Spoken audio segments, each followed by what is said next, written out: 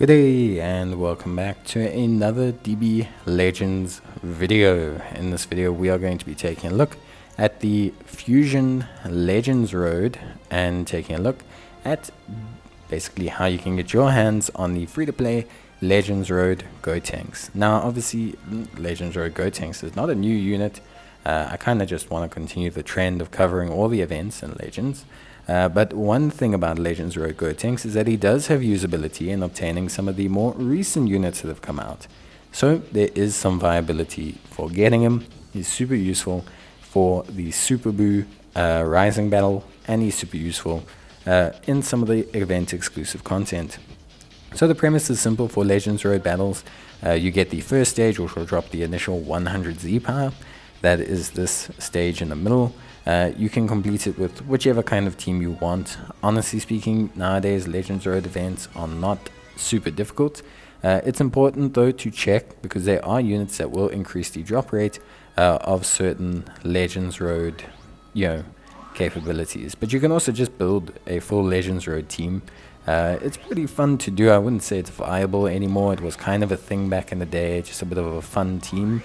Maybe with the new Spark and Unique equips, they'll make it work again. But yeah, you can just basically go full Legends Road. They all buff each other. They're all pretty cool like that. And yeah, you can complete the first stage, which is awesome. And you can get your hands on the first 100 Z power for Gotenks. But from there, it's a lot of skip tickets and a lot of energy. You'll get two initial stages. The one on the left, which will provide you with gold coins, which you can use at the exchange shop. And the one on the right, which you will get Rising Souls from. And now Gotenks has specifically his own Rising Souls, so it's important that you farm these as well, as you can't really max him out without getting his Rising Souls. He doesn't rely solely on the basic Rising Souls that are provided to you from bonus events. There are additional stages you will unlock. There are two challenge stages which you will unlock. And you will also unlock two daily stages. But before we get there, at the shop you can grab some equipment, very basic line equipment. You can also grab some Rising Souls, some Z power as well, which will be available from the shop. I've claimed it all. And you can also get some energy tickets and some skip tickets, training items, platinum coins, etc. Just generally good stuff. In terms of the actual event, like I mentioned, you will unlock some additional stages. Now you will unlock the Zenkai stage, which you can use to Zenkai awaken Gotenks, which is obviously super helpful. Obviously, ideally you want to skip these stages, so you do want to clear them on gold, because you do not want to run these continuously. And then you get the two daily stages. Now obviously these stages are a more stamina and skip ticket efficient way to farm the various resources for Gotenks, but they do take a while because they only refresh every day. So if you're going to plan on using these, plan on doing it every day. Otherwise use skip tickets, and you'll use a lot. You will use a lot of skip tickets if you're looking to just kind of get it done. Obviously, before we talk about the challenge stages and everything, it's important that you consider Zenkai and Gotenks. A couple of reasons why: the base stat increase, the passive changes, his Zenkai ability will give him a stat increase. You can also do this for the other Legends Road units, as this will help him out. You don't need to specifically Zenkai him because it's hard, but you do need to Zenkai him, because if you don't, you actually won't have access to the second challenge stage. In terms of missions, his missions are very straightforward, and a decent chunk of Chrono Crystals can be earned. I've claimed all the ones for getting him to 7-star, but you can see there's additional 50 Chrono Crystals for ranking him up beyond that point. So it's a decent chunk of Chrono Crystals as well, which I think a lot of people can really respect. Obviously, once you've kind of done all of this, if you've Zenkai'd them, 14-starred them, but way before then, I mean, you really don't have to max them out. You can take on the challenge events. Now, challenge events are cool. They give 100 Chrono Crystals, which is obviously pretty valuable. 200 in total, plus the missions, which makes it around about 260. So it's a fair chunk, combine that with the missions, and you're looking at, well over 500 Chrono Crystals, which I think is a fairly nice and pretty easy to get reward.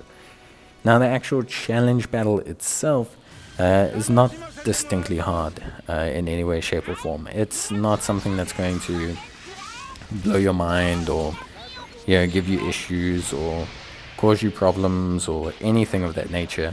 It's a very, very simple fight. If you've just even Zenkai'd him once, you should be able to clear it with ease. I haven't even activated his Zenkai soul boost tabs, and he runs more than fine. So for me personally, I would say, don't really waste your time going to max. If all you're looking to do is do the challenge stages, do the absolute bare minimum. 7-star him and then Zenkai him.